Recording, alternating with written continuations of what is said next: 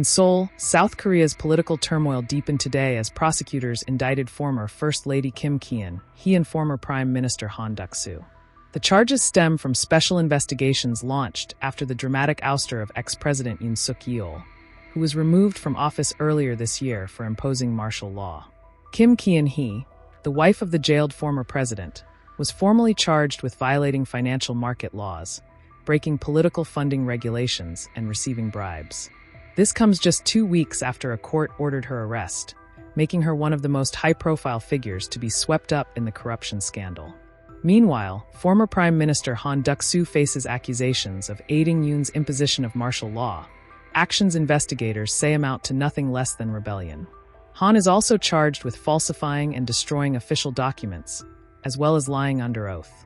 These developments follow 3 separate investigations ordered under the new liberal administration of President Lee Jae-myung. His government has aggressively probed the final months of Yoon's presidency, focusing on the controversial martial law decree issued last December. Already, Yoon's defense minister, senior military commanders, and police officers have been arrested for their roles. Yoon Suk Yeol himself was impeached in mid-December, removed from office in April, and then rearrested last month in connection with the martial law order. Prosecutors argue that his actions amounted to a direct assault on South Korea's democratic system. Investigators also allege that Yoon and his wife Kim exerted improper influence on the Conservative People Power Party.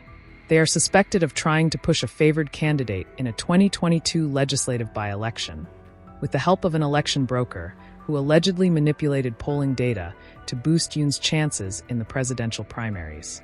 Earlier this month, Kim issued a carefully worded apology for causing what she called public concern.